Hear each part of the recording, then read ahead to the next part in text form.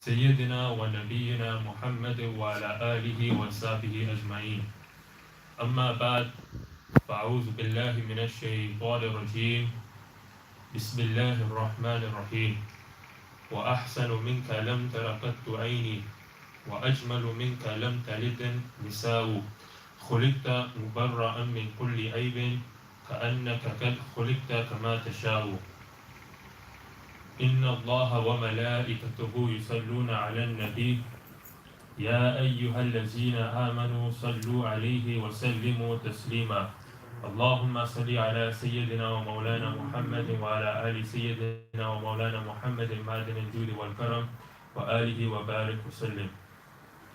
الصلاة والسلام عليك يا سيدي يا رسول الله، وعلى آلك وأصحابك يا سيدي يا حبيب الله. الصلاة والسلام عليك يا سيدي يا رسول الله، وعلى آلك وأصحابك يا سيدي يا نبي الله. الصلاة والسلام عليك يا سيدي يا رسول الله، وعلى آلك وأصحابك يا سيدي يا رحمة للعالمين. بسم الله الرحمن الرحيم.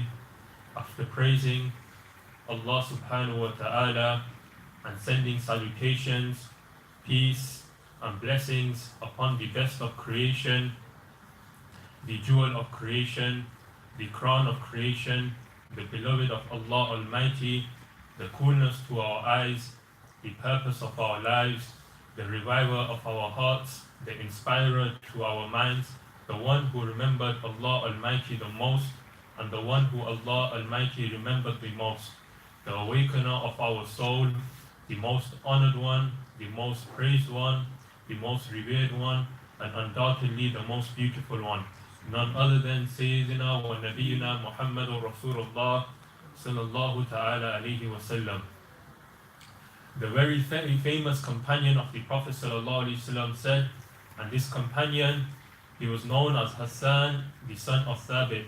Sayyidina Hassan bin Thabit radiallahu ta'ala anhu, he was bestowed with the laqab, with the title of Sha'iru Rasulillahi sallallahu alayhi wasallam. He was the personal poet of our beloved Prophet sallallahu alayhi wasallam. And Rasulullah sallallahu alayhi wasallam, to defend and to honor and to support Sayyidina Hassan bin Thabit, he told Sayyidina Hassan bin Thabit that, "O Hassan, Inna Allah yu'ayyiduka bi ruhil qudus." That, "O Hassan, I see that Allah Almighty has helped you and assisted you with Sayyidina Jibreel Amin." And Sayyidina Jibreel Amin, there's two ways of mentioning his name. Number one, you can say Sayyidina Jibreel Amin, or the other way of mentioning is Sayyidina Jibreel. So these are the two ways of mentioning the name of Sayyidina Jibreel, and the title which was given to him from this saying of our Prophet sallallahu alaihi wasallam is Ruhul Qudus as well. So this is the Sayyidina Jibreel, or Jibreel alayhi salam, the status which he has received by Almighty Allah is that he is the leader of all the angels. So whatever tasks which have been given to the angels by Almighty Allah, is Jibreel alayhi salam will make sure that they carry out these tasks as well, and he is the leader of all the angels. So our Prophet sallallahu alaihi wasallam, he told Hassan that, "Inna Allah yu'ayyiduka bi ruhil qudus ya Hassan." That, "O Hassan bin Thabit, that Allah Almighty, he assists you and helps you through Jibreel alayhi salam." So Sayyidina Jibreel alayhi salam was the one who would assist Sayyidina Hassan bin Thabit whenever he would go up onto the minbar, whenever he would go up to the pulpit and praise the Prophet sallallahu alayhi wasallam. And this is what our Prophet sallallahu alayhi wasallam told him to support him and to honor him, and in his defense, that whenever he would go up on the minbar to show his support to Sayyidina Hassan bin Thabit, our Prophet sallallahu alayhi wasallam told him this. And in agreement with what Sayyidina Hassan bin Thabit would say, and to show that the approval of our Prophet sallallahu alaihi wasallam in whoever was mentioned by Sayyidina Hassan bin Thabit, once when he recited the famous lines of وَأَحْسَنُ مِنْكَ لَمْ تَرَ قَطُّ عَيْنِي, that I have never seen anyone more strikingly handsome than you, O Prophet sallallahu alaihi wasallam. وَأَجْمَلُ مِنْكَ لَمْ تَلِدِ النِّسَاءُ, and no woman has ever given birth to anyone more nobler than you. خُلِقْتَ مُبَرَّأً مِنْ كُلِّ عَيْبٍ, that, Ya Rasulullah sallallahu alaihi wasallam, you have been created free from all defects. كَأَنَّكَ قَدْ خُلِقْتَ كَمَا تَشَاءُ, is indeed as if you have been created just as you wish. when Sayyidina Hassan bin Thabit, when he stood on the mimbar of our Prophet ﷺ, and he mentioned these words of praise in the presence of our Prophet ﷺ, our Prophet ﷺ told Sayyidina Hassan bin Thabit that indeed Almighty Allah has sent Jibreel to assist you and to help you. And not only that, what our Prophet ﷺ did as a sign of approval and as a sign of acceptance for the words which were mentioned by Sayyidina Hassan bin Thabit, he gave him the blessed burda, he gave him the blessed cloak of our Prophet ﷺ. And this was the sign that he was accepted in the presence of Allah Almighty and in the presence of Prophet ﷺ.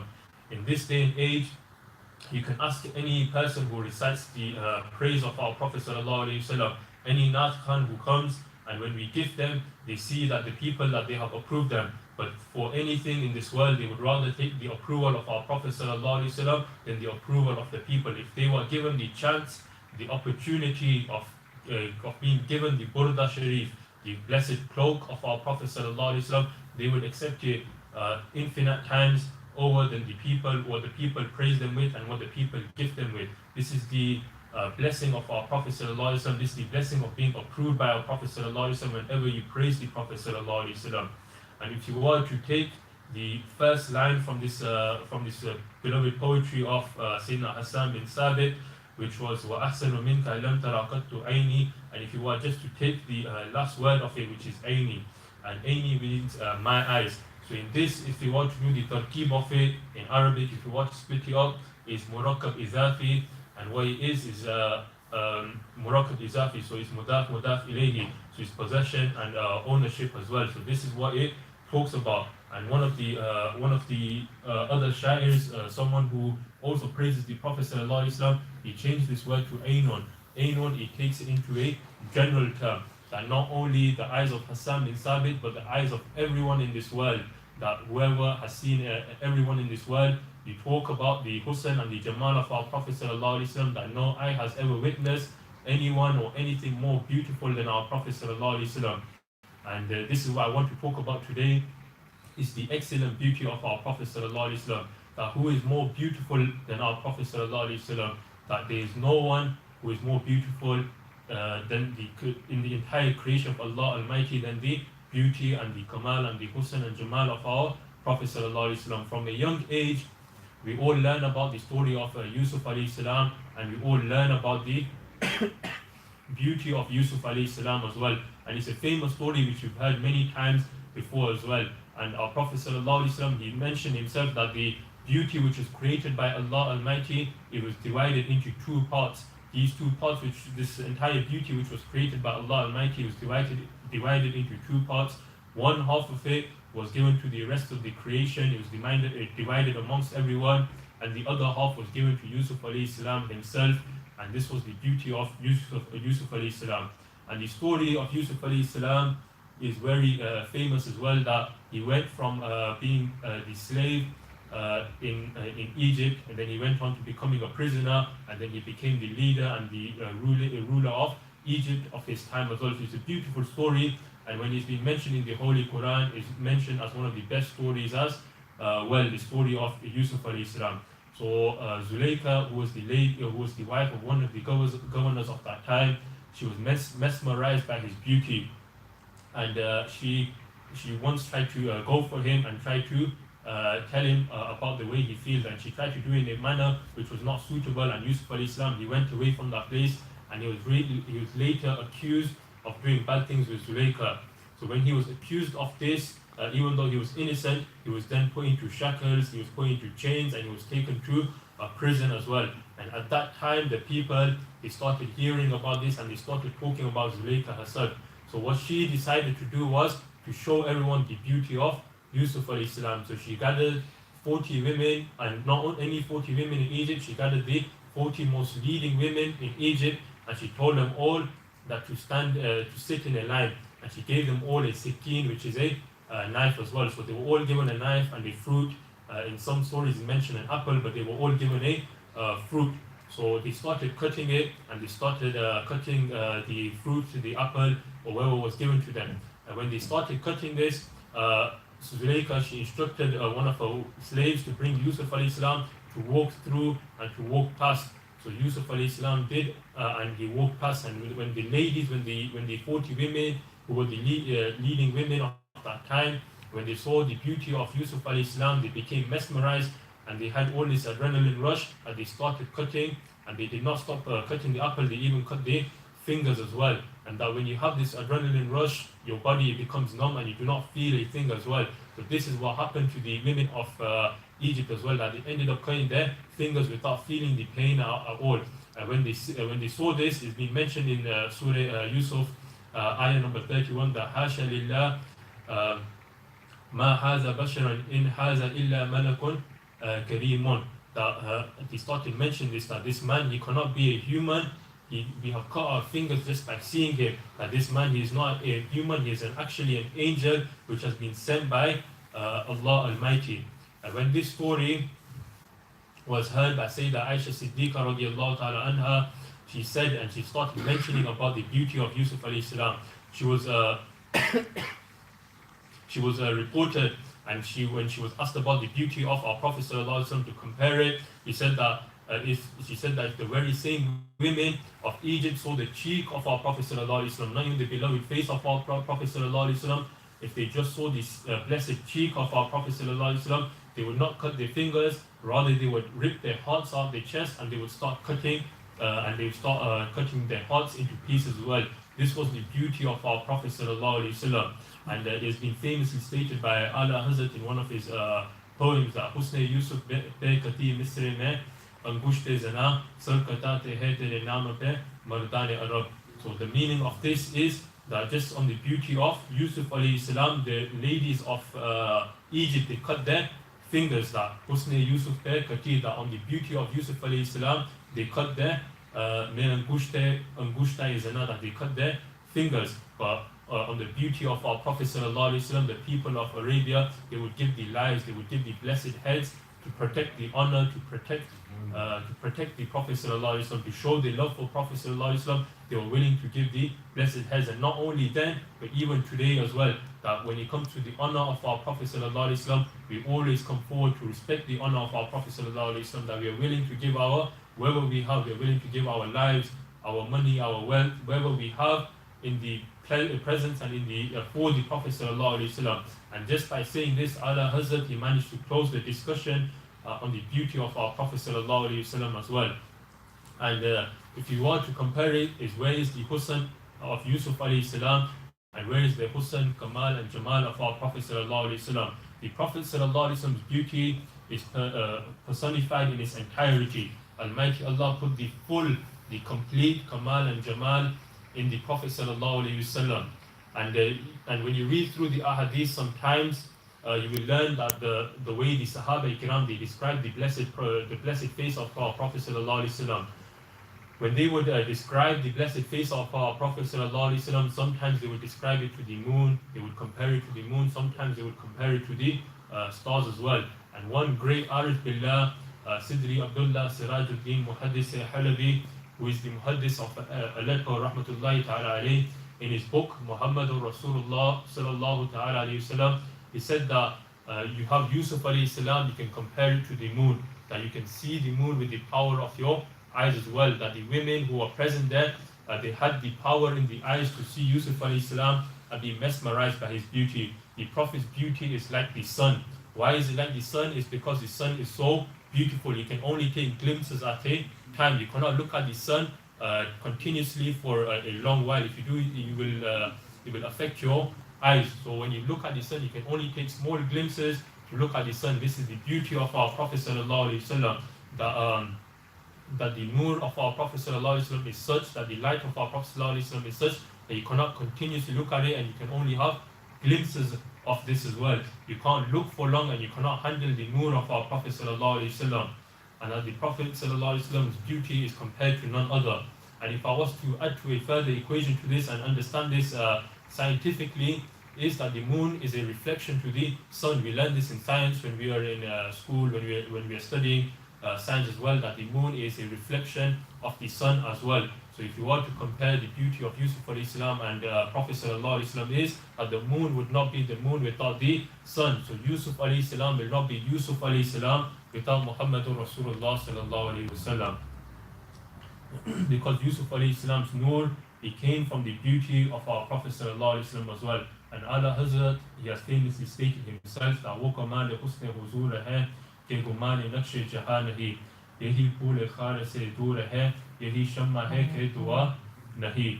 So this is the beauty of our Prophet sallallahu alaihi wasallam. Where is the beauty, where is the excellence of the beauty of Rasulullah sallallahu alaihi wasallam is that no one can even imagine it, no one can even describe it. That is like none other. Is bare misal. There is no example to the beauty of our Prophet sallallahu alaihi wasallam.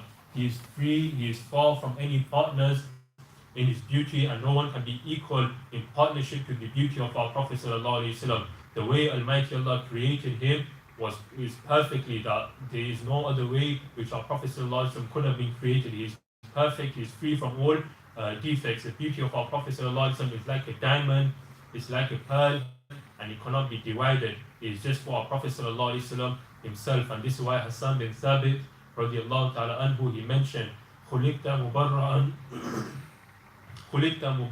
مِنْ كُلِّ عَيْبٍ, that Ya Rasulullah sallallahu alaihi wasallam, you have been created free from all defects. This is the blessing and this is the beauty of our Prophet sallallahu alaihi wasallam. That no matter who saw our Prophet sallallahu alaihi wasallam, that people who would come to see our Prophet sallallahu alaihi wasallam, they could not compare him to anyone. And in this day and age, we have people who say that the Prophet sallallahu alaihi wasallam was like us. They mention to people that the Prophet sallallahu alaihi wasallam, he was a human like you and I as well. So they try to compare themselves to the Prophet sallallahu alaihi wasallam, and they use an ayah from the Holy Quran, which is from Surah Kahf as well, which mentions that the Prophet sallallahu alaihi wasallam, he mentioned that indeed I am a human like you, and who also receives the revelation as well. But they only look to the first part of this ayat where our Prophet ﷺ mentions, indeed I am a human like you. This ayat, when it was revealed to our Prophet ﷺ, is for the non-Muslims, the mushrikeen, the kuffar at that time, who were not believing in the Prophet ﷺ, is to make them believe that the Prophet ﷺ is a human, meaning in terms of human form, that he was like them, that he came like them into a human form, so that they would understand and that they would believe in the Prophet ﷺ as well. So these people, they only look at the first part of the ayat, but they do not look at the second part of the ayat, where our Prophet ﷺ says that he has the revelation which is being revealed upon him as well. So if you look at this, that the Prophet ﷺ is not like you and I, and he even told the Sahaba Kiram as well. Our Prophet ﷺ, he would do something which is famously being mentioned in the ahadith, that he would fast continuously. That we, for example, when it comes in the month of Ramadan, when we fast, we will only fast from a certain time till a certain time, which will be from dawn till